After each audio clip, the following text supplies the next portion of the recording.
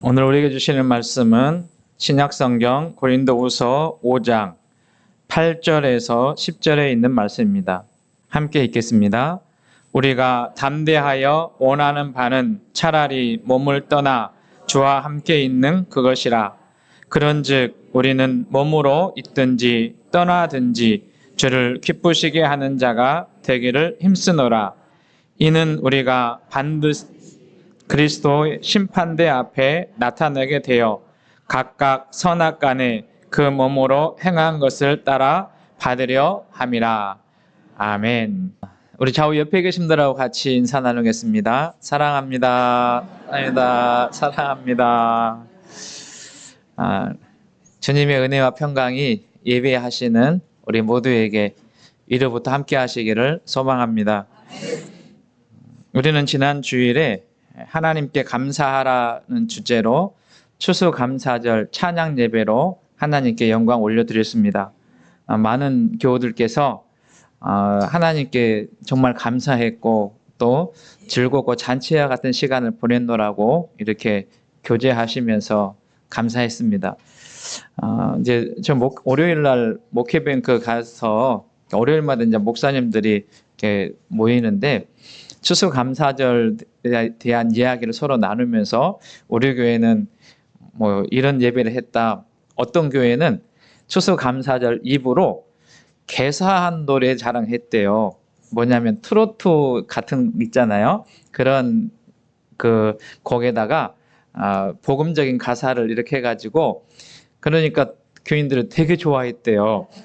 아마 그럴 경우도 있지 않겠어요. 뭐 그렇게 하기도 하고 또 이런 초청잔치하면서 찬양제를 하는 교회도 있었고 그랬다고 그래요. 그래서 저도 우리 교회는 아예 예배를 찬양 예배를 드렸다 그랬더니 정말 교우들이 함께 기뻐했고 감사했다라고 하는. 그런데 그 어간에 우리 목회뱅크의 그 저기 앞에도에서 이렇게 다니시는 분이 계세요. 그래서 익산에도 이렇게 와서 이제 무료 급식도 하고 그러시는데 이분이 크게 교통사고를 당했어요. 그러니까 이렇게 뒤에서 차가 이렇게 받아가지고 교통사고가 당해 지금 병원에 입원해 계시는데 제가 그 방문은 못하고 우리 교회 영상을 이렇게 보내드렸어요. 우리가 감사 예배를 이렇게 드렸습니다. 그랬더니 그분이 카톡을 보내왔어요. 뭐라고 보내놨냐면 감동 그 말밖에 달리 표현할 길이 없습니다. 힘주셔서 감사합니다. 이렇게 카톡을 보내왔어요. 그러니까 지금 힘들고 어려운데 우리 권사님들 또 성도님들 이렇게 감사 내용 이야기했잖아요. 그런 감사 이야기 나누고 또 이렇게 예배하는 그 모습 보면서 위로가 됐고 힘이 되었다. 그래서 카톡을 보내와서 제가 주보에다도 간단하게 그렇게 넣었습니다. 생각해 보면 우리가 힘들고 어려운 상황이 있고 또 고난이 있지만 지내놓고 보면 또 그 생각을 조금만 뒤로 이렇게 위로 올라가서 보게 되면 감사의 제목이지요. 하나님께서 우리에게 감사의 제목을 더해 주시는 좋으신 분이고 그 감사를 하는 자의 삶을 살아갈 때 우리의 삶이 여유롭게 되고 또 풍요로운 삶을 살아갈 수 있습니다. 항상 성도는 하나님의 은혜 안에서 감사하고 기쁘고 즐거운 삶을 살아가야 되는 것이죠. 저는 우리 성도님들 그런 삶을 살아갈 수 있기를 소망합니다. 그렇다면 하나님의 은혜 안에 그 감사의 삶을 살아가는 우리의 삶은 어떤 삶을 살아야 되나? 사실 오늘은 조금 무거운 주제입니다. 좀 마음을 여유롭게 가지시고 오늘 말씀을 좀 나눴으면 좋겠는데요. 제가 오늘 말씀을 하게 된 이유 중에 하나는 우리가 이제 한 해를 마무리하는 그러한 계절이 되었지 않습니까?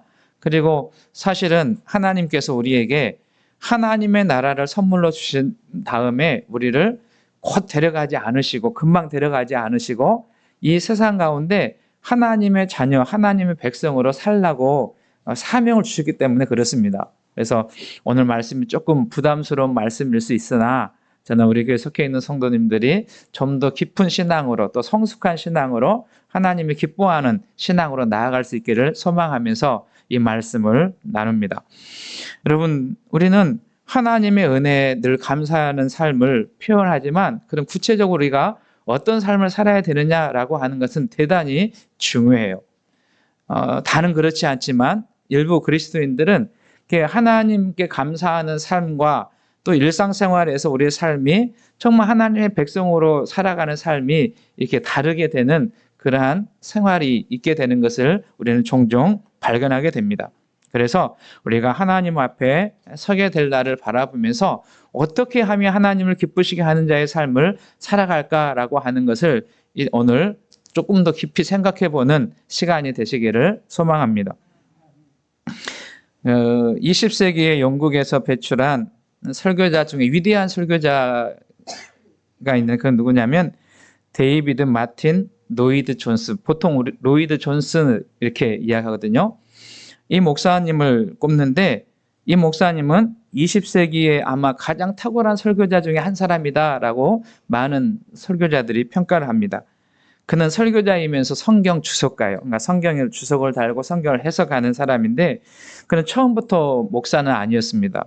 이분이 영국의 왕실의 의사로 살다가 하나님의 은혜를 받았어요. 여러분, 영국 왕실의 의사로 이렇게 복무하는 것도 얼마나 영광스러운 일이고 또 귀한 일입니까? 그런데 그가 하나님의 은혜를 받고 난 다음에 어떻게 하면 목사가 되고 평생 동안 하나님을 기쁘시게 하는 일, 하나님을 전하고 복음을 증거하고 가르치는 일을 하겠다라고 생각하면서 그는 기록에 의하면 80세까지 설교를 했던 사람입니다.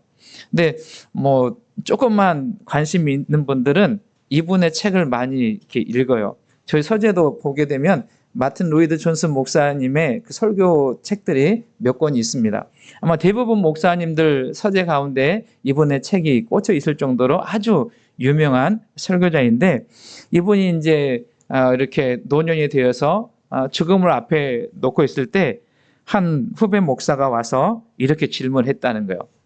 그 질문 내용을 보게 되면 목사님, 한평생 하나님의 말씀을 가르치고 설교하면서 살았는데 평생 동안 마음에 담고 있었던 생각이 무엇입니까? 이런 질문을 했어요.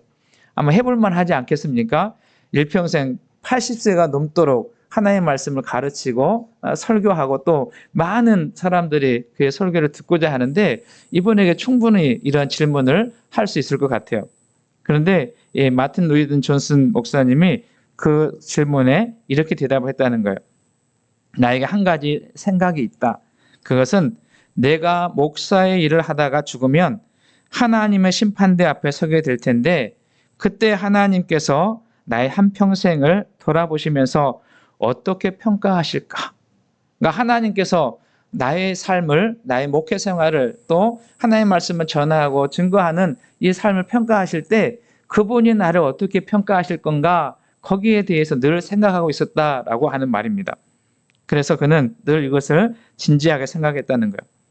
그 말의 의미는 하나님 앞에 설 때 하나님께서 나의 한평생을 보면서 참 잘했구나, 참 수고했다 이렇게 칭찬하실까? 아니면 너는 네 식대로 살았구나, 네가 원하는 삶을 살았다 이렇게 평가하실까? 진지한 질문이 되지 않겠습니까? 저는 저에게도 이러한 질문이 있었으면 하는 생각을 합니다. 제가 최근에 저희 아이들한테 편지를 하나 썼어요. 무슨 편지를 썼냐면 지난 시간들 이렇게 죄송해요. 훨씬 더 많은 세상을 사신 교우들이 계시는데 제가 얼마 살지 않았지만 어느 날 불현듯이 지나온 시간들을 생각해보는 시간이 있었어요. 그러면서 그 시간을 정리하면서 우리 아이들한테 편지를 쓰면서 참 아빠는 지금까지 이렇게 목회 사역을 하고 하나님의 일을 하면서 살아왔던 것들이 후회는 되지 않는다. 근데 한 가지 아쉬운 점은 그 일을 하다가 너희들한테 소홀히 했던 그런 일들이 생각나서 미안하다. 그런 편지를 쓴 기억이 있거든요. 근데 여러분 한번 진지하게 그런 생각들을 해볼 수 있는 시간들이 있었으면 좋겠다. 그것이 이제 한 해를 마무리하는 지금 우리가 점검해 보는 것도 의미가 있지 않겠는가 하는 생각입니다. 여러분 신앙생활은 내 식대로 하는 것이 아닙니다.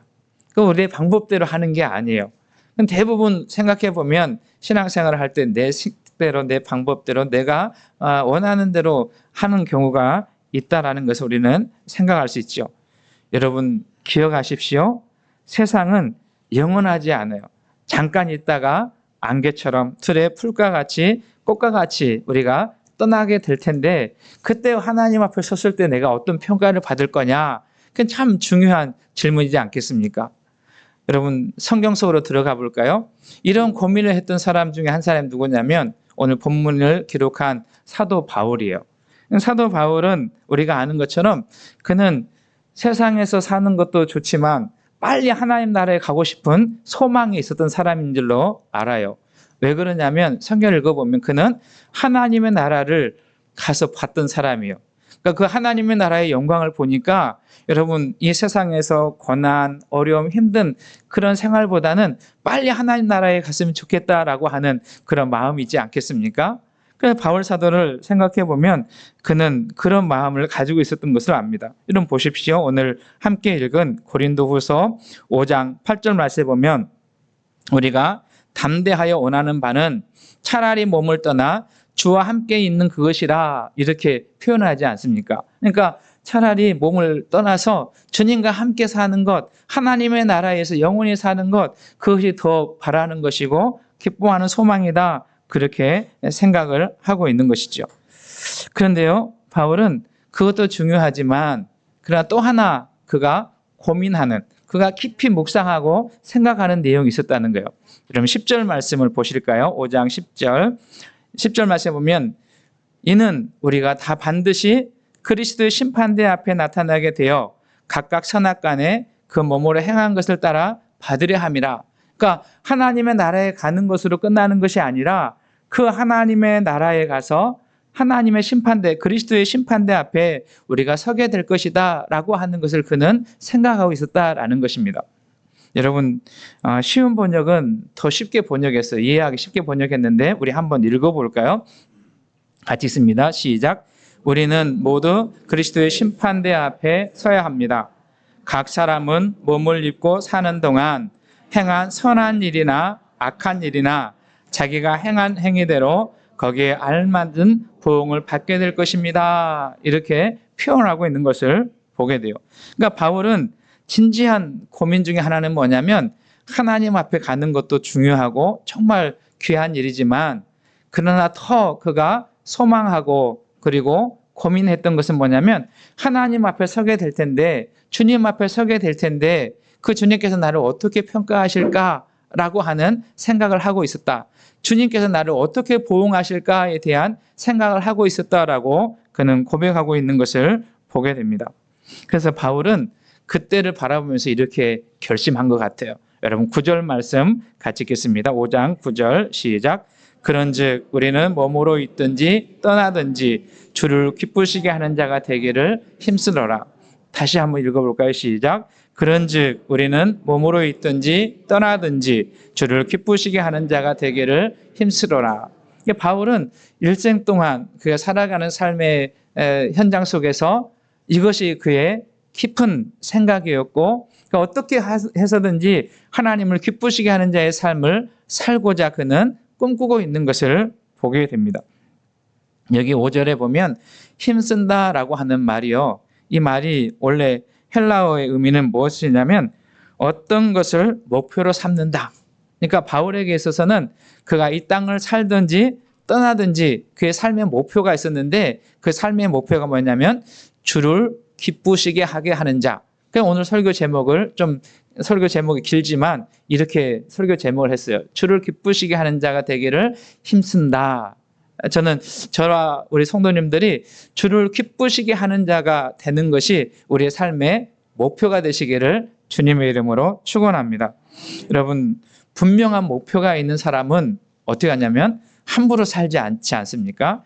대충 살지 않아요. 여러분 그 운동선수들 있잖아요. 운동선수들이 뚜렷한 목표가 있으면 어떻게 해요? 그 목표를 이루기 위해서 절제를 하고 힘을 다해서 노력하고 피땀을 흘리지 않습니까? 어떠한 목표를 갖느냐라고 하는 건 대단히 중요해요. 왜 그러냐면 그 목표가 우리를 이끌어가기 때문에 그 릭 워렌 목사는 그 목적이 이끄는 40일이라고 하는 책을 통해서 우리가 어떤 목적을 갖느냐 할 때 그 목적이 우리를 이끌어 간다라고 하는 표현을 하고 있는 것을 보게 됩니다. 그래서 목표가 분명한, 목적이 분명한 것은 삶을 살아가는 사람은 함부로 살지 않는 거죠. 대충 살지 않는 거고요. 그 목적을 이루기 위해서 피나는 노력을 하고 각고의 노력을 하고 힘쓰는 자의 삶을 살아가게 되는 것입니다. 바울 사도는 그렇게 생각하는 거예요. 천국에 들어가는 것, 그 천국의 영광을 봤다. 그러지만 하나님께서 나를 이 세상에 남겨두신 것은 분명한 목표가 있는데 그 목표 중에 그가 붙들고 나갈 수 있는 한 가지, 그것은 이곳에 있든지 하나님 나라에 가든지 주님을 기쁘시게 하는 일, 그것을 목표로 삼았고 그 일을 위해서 그는 헌신한 자의 삶을 살았던 것을 우리는 성경을 통해서 보게 됩니다. 저는 저와 여러분들이 오늘 우리의 삶을 살아가면서 특별히 성도들이 세상에서 부귀영화를 누려 사는 것도 좋고 그리고 호의호식하며 사는 것도 좋지만 이런 그것은 영원한 것이 아니다라는 것을 우리 알지 않습니까? 바라기는 저는 우리 성도님들 잘 살았으면 좋겠어요. 건강하게 살았으면 좋겠어요. 또 우리 자녀들 잘 됐으면 좋겠어요. 그러나 그것이 최종 목표가 되면 안 되는 것입니다. 우리는 뭘 해야 되냐면 죽든지 살든지 천국에 가든지 이 땅을 살아가든지 하나님을 기쁘시게 하는 일, 주를 기쁘시게 하는 일이 우리의 삶의 목표가 되고 삶이 될 수 있기를 주님의 이름으로 축원합니다. 그렇다면 우리가 주를 기쁘시게 하기 위해서 어떤 삶을 살아야 되나, 또 주를 기쁘시게 하는 자가 되기 위해서 무엇 해야 되느냐라고 하는 말씀 오늘 몇 가지만 나누면서 우리 더함교회 속해 있는 성도님들이 주를 기쁘시게 하는 자의 삶을 살아낼 수 있기를 소망합니다.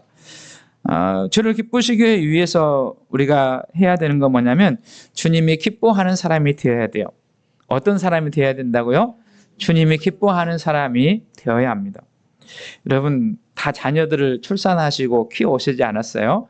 이렇게 한번 질문해 볼까요? 여러분 자녀를 키우면서 자녀들에 대한 소망을 갖고 있지 않았어요? 그럼 어떤 소망을 가지셨어요? 아마 자녀들이 건강하게 잘 자라기를 소망하셨을 것 같고 자녀들이 지혜롭게 또 그들의 앞길이 평안하기를 꿈꾸고 소망했을 것 같습니다. 아마 각자가 다 나름대로 자녀에 대한 소망을 가지고 있었는데 여러분 그 자녀들이 그 소망대로 출세하고 또 유명해지고 잘 되는 거 그 정말 귀한 일이지요. 그런데 한번 생각해 보면 그것이 전부는 아니다라는 걸 우리가 알지 않습니까? 요즘 하도 세상이 험악해서 어떤 수단과 방법을 다 동원해서 돈이 최고니까 돈만 많이 벌으면 좋겠다. 그런 부모는 없을 것 같아요.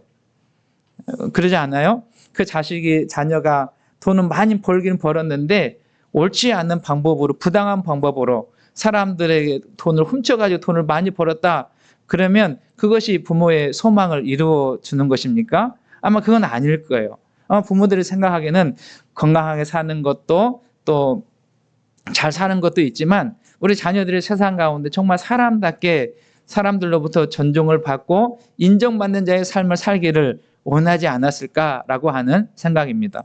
그래서 저 사람은, 저 아이는, 저 자녀는 참 사람이 됐다. 이런 평가를 받으면 부모의 마음이 어때요? 정말 기쁘지 않겠습니까? 여러분 그런데 우리 하나님도 우리에게 그런 마음을 갖고 있다는 것을 저 여러분들이 기억했으면 좋겠습니다. 그러니까 하나님께서 우리를 하나님의 자녀로 삼아주시고 하나님의 자녀된 우리들이 세상 가운데 어떤 삶을 살기를 원하시냐면 정말 성숙하고 아름답고 그리고 사람들에게 인정을 받고 존중받는 그런 하나님의 백성의 삶을 살기를 원하신다. 그것을 보시면서 하나님은 기뻐하신다라고 하는 사실을 기억하는 저와 여러분 되시기를 소망합니다. 하나님은 천지를 창조하실 때 하나님의 형상을 닮은 존재를 만드셨어요. 그게 누굴까요? 다시 한번요. 하나님은 우주 만물을 창조하시고 천지를 창조하실 때 하나님의 형상을 닮은 존재를 만드셨어요. 그게 누구냐면 우리들 사람이잖아요. 그러니까 사람들 하나님의 형상대로 만드셨는데 사람들이 하나님의 형상을 잃어버려요. 무엇 때문에요? 죄 때문에 하나님의 형상을 잃어버리게 되지 않습니까? 그래서 사단의 유혹을 받아서 살인하는 존재가 되었고 죄에 관영한 사람들이 되어서 하나님을 슬프게 하고 하나님과 멀어지게 됐어요.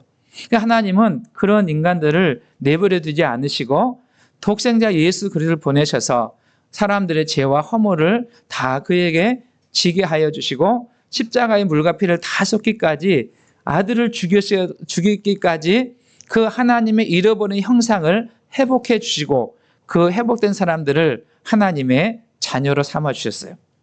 그 자녀들이 이 세상을 살아갈 때 그 전처럼 마귀에 속해 있는, 그래서 죄와 허물로 살아가는 그런 하나님을 슬프게 하는 인생이 아니라 그런 삶이 아니라 하나님을 기쁘시게 하는, 그래서 거룩하고 순결하고 하나님의 자녀다운 삶을 살아가게 되는 것을 하나님이 바라보고 계시고 기대하고 계시고 그런 사람들을 기뻐하시는 줄로 믿습니다.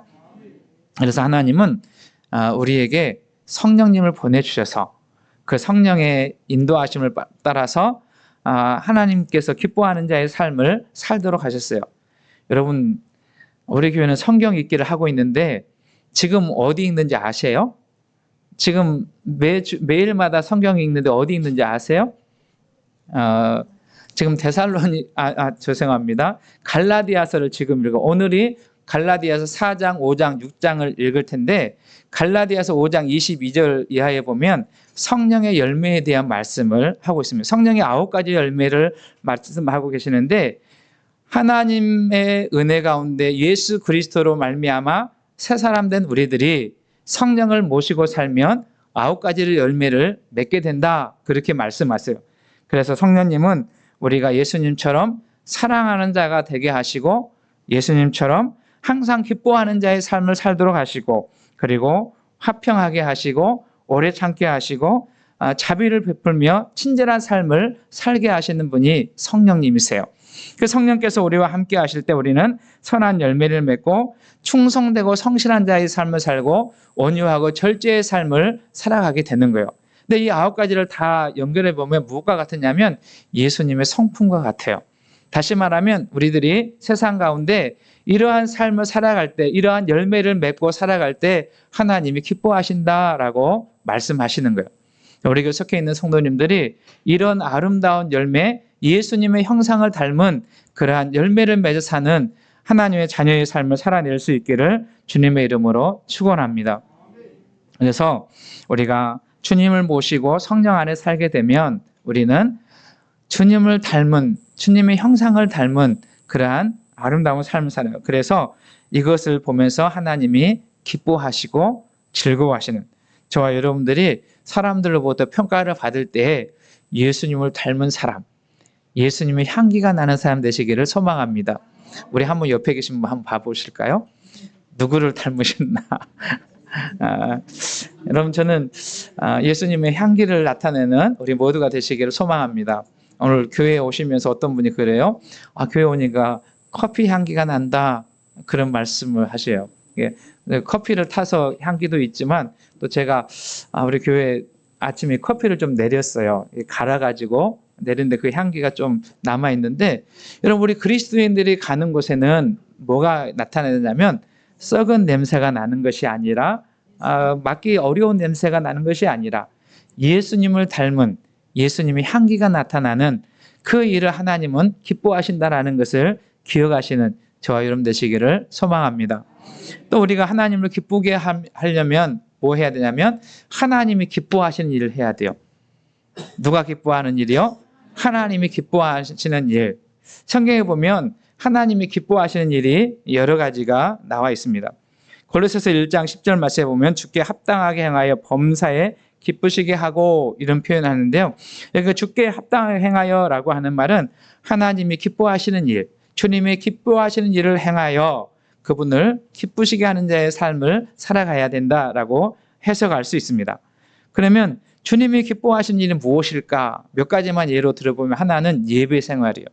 전 저와 여러분들이 하나님이 기뻐하는 예배자들이 될 수 있기를 주의 이름으로 축원합니다.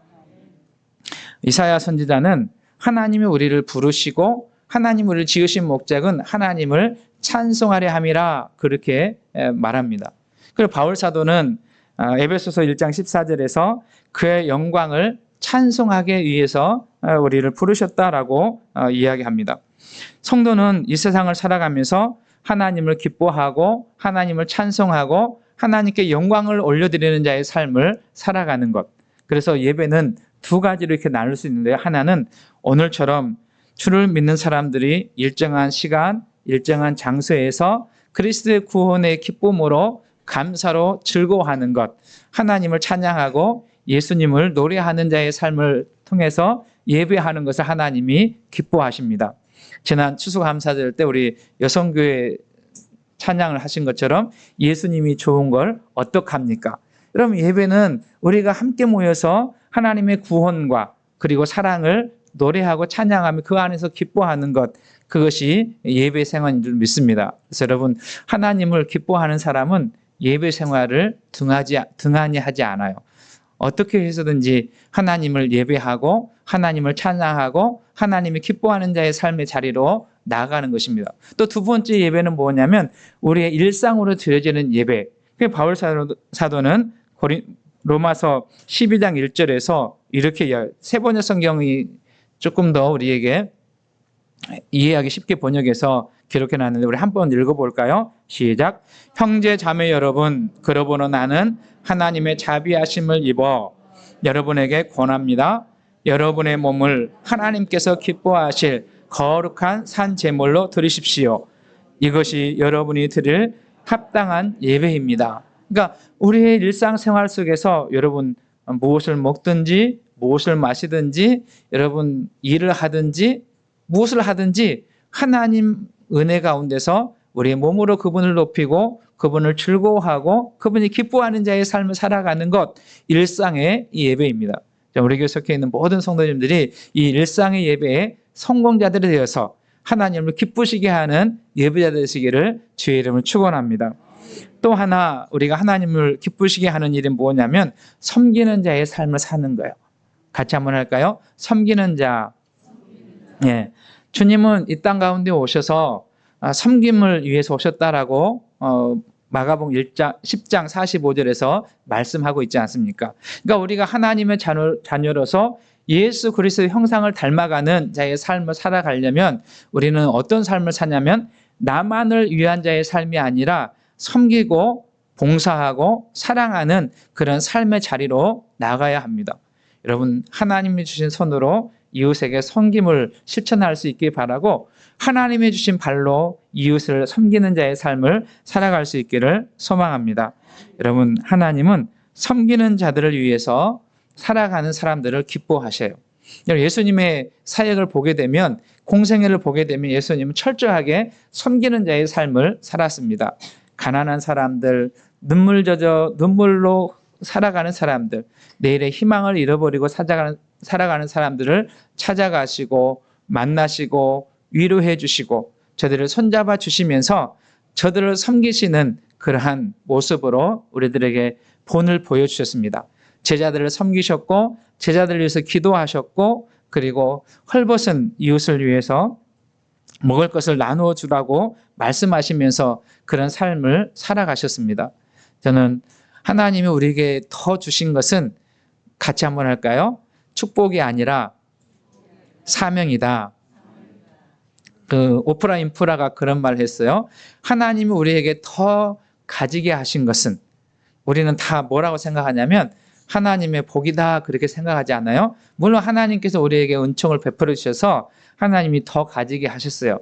그러나 그것으로 끝나는 것이 아니라 그리스도인들은 하나님께서 나에게 더 가지게 하신 것, 더 가지게 하신 시간, 더 가지게 하신 건강, 더 가지게 하신 물질, 그것을 통해서 섬기라고 나누라고 하나님이 주신 것이다. 여러분, 그런 삶을 살아가게 되면 우리가 살아가는 세상이 아름다운 세상이요 살만한 세상이 되지 않겠습니까? 저는 우리가 속해 있는 성도님들이 나만을 위한 성을 쌓지 말고 우리 주님이 다시 오신다는 그날을 생각하시면서 섬기는 자의 자리로, 나누는 자의 자리로 내려갈 수 있기를 주님의 이름으로 축복합니다. 그것이 하나님이 기뻐하는 삶이죠. 세 번째, 하나님이 기뻐하는 삶은 어떤 거냐면 복음을 전하는 삶. 이 말씀 우리가 조금 더 깊게 생각했으면 좋겠어요. 그러니까 하나님이 어떤 삶을 기뻐하시는가? 하나님의 나라를 증거하고 잃어버린 영혼을 찾고 하나님의 나라를 잃어버린 사람들에게 하나님 나라를 전해주는 사람, 그것을 우리는 전도한다, 선교한다, 그런 말로 사용하고 있지요.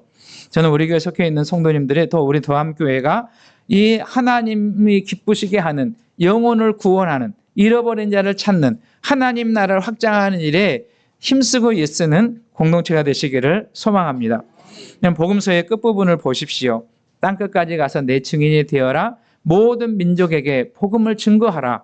그리고 가서 제자를 삼으라 라고 하는 이런 말씀은 다 무엇과 관련이 있냐면 영혼 구원, 복음 전파와 관련이 있어요.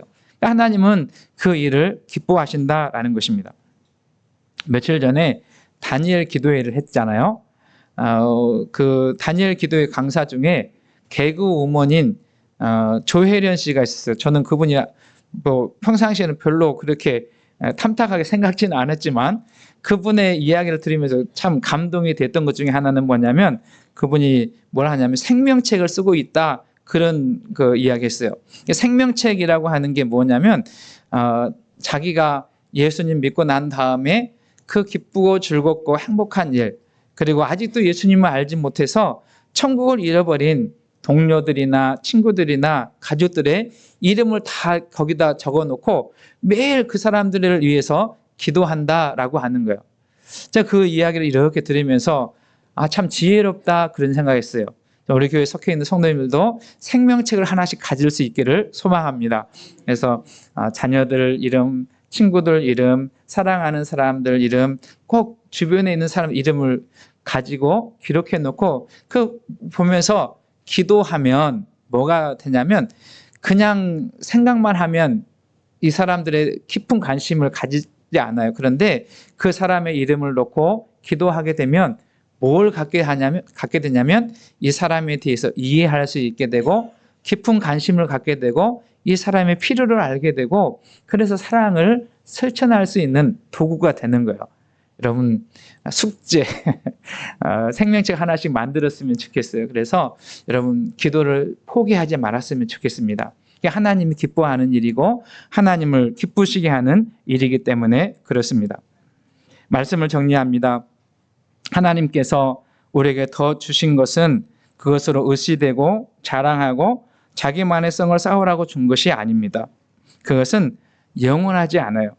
내가 사는 동안 그것은 잠깐의 힘이 될 수 있고 그리고 내가 살아가는 동안에 조금 더 편한 삶을 줄 수는 있지만 그러나 그것이 영원하지 않다는 것을 기억하시면서 여러분 오해하시면 안 돼요. 그러면 그걸 다 포기하라, 그런 건 아니에요. 우리가 사는 동안 이런 것들이 필요해요. 또 있어야 돼요. 그러나 그것만을 위해서 우리 전 시간을, 전 인생을 투자하는 일은 어리석은 일일 수 있다라는 것을 기억하십시오. 그래서 오늘 바울 사도가, 그리고 마틴 로이드 존스 목사가 생각했던 것처럼 언젠가 우리가 주님 앞에 서게 될 텐데 그 주님 앞에 서서 어떤 평가를 받을 거냐, 그 주님 앞에 서서 주님이 어떤 말씀을 해 주실 거냐라고 하는 그 평가를 바라보면서 오늘을 성실하게, 오늘을 거룩하고 순결한 자의 삶을 살아내는 저와 여러분 되시기를 주의 이름으로 축원합니다. 그래서 여러분 우리 인생은 생각해 보면 긴 것 같지만 길지 않아요. 한 해의 끝이 있든지 겨울이 찾아오는 것처럼 제가 이번 겨울에 비닐하우스를 하나 만들었어요. 얼마나 힘들었는지 허리도 아프고 그래요. 그거 만들면서 생각했어요. 맞다. 우리가 인생의 겨울을 대비하듯, 여러분 겨울이 오니까 하우스를 치고 꽃을 보호하고 그러잖아요. 저희 집 앞에다 이렇게 만들어 놨어요. 화분 이렇게 집어넣으려고. 근데 지혜로운 건 뭐냐면 겨울이 와가지고 다 얼어 죽기 전에 뭘 해야 되냐면 대비하는 거지 않습니까? 우리 한번 읽어볼까요? 시작. 지금 이제 대강절, 교회 절기로 대강절이 돼요. 그러니까 주님을 기다린다라고 하는 말은 우리가 주님을 기다리기도 하지만 우리 주님 앞에 설 날을 우리가 소망하며 사는 것입니다. 여러분 주님 앞에 설 날을 바라보시면서 오늘 하루를 어떻게 살아가야 될지, 우리에게 주어진 인생을 어떻게 살아가야 될지 한번 진지하게 고민해 보시고 묵상해 보시고 주님을 기쁘시게 하는 일을 살아내는 저 여러분 되시기를 소망합니다. 그래서 주님을 기쁘시게 하기 위해서 첫 번째로는 주님을 기쁘시게 하는 사람, 성령과 동행하는 사람을 여러분 꿈꾸십시오. 그래서 성령과 동행하시면서 주님의 인격을 닮은, 예수님의 성품을 닮은 아름다운 향기를 나타내는 저와 여러분 되시기 원하고, 그리고 주님의 기뻐하시는 일을 하십시오. 예배하는 일을 놓치지 마시기 바라고, 그리고 섬김과 봉사와 사랑을 나누는 일을 여러분 실천해 가십시오. 그리고 복음을 전하는 일, 선교하는 일, 특별히 저희 교회도 필리핀의 아마데오 선교센터를 준비하고 있는데, 제가 이 설교를 준비하면서 그런 표현을 하나 봤어요. 같이 한번 할까요? 가든지 보내든지. 이런 그 선교사들의 표현, 가든지 보내든지 두 가지나 세 가지가 될 수 있는데요. 여러분, 갈 수 있는 것은 여러분 특별한 은사, 선교사로 부름을 받은 사람들은 갈 수 있어요. 그러지만 대부분의 사람들은 갈 수 없잖아요. 그래서 뭘 해야 되냐면 기도를 보내고, 그리고 사람을 보내고, 물질도 보내서 하나님의 나라가 확장되는, 하나님이 기뻐하시는 일에 저와 여러분들 힘쓰므로 그 일의 아름다운 결실로 하나님께는 영광이 되고, 우리는 하나님 앞에 섰을 때 참 잘했다, 착하고 충성된 종아, 칭찬받는 우리 성도님들과 제가 될 수 있기를 주님의 이름으로 축원합니다. 우리가 하나님을 기쁘시게 하는 일을 결단하면 성령께서 도와줄 줄로 믿습니다. 성령과 행복한 동행하는 우리 모두가 되시기를 주의 이름으로 축원합니다.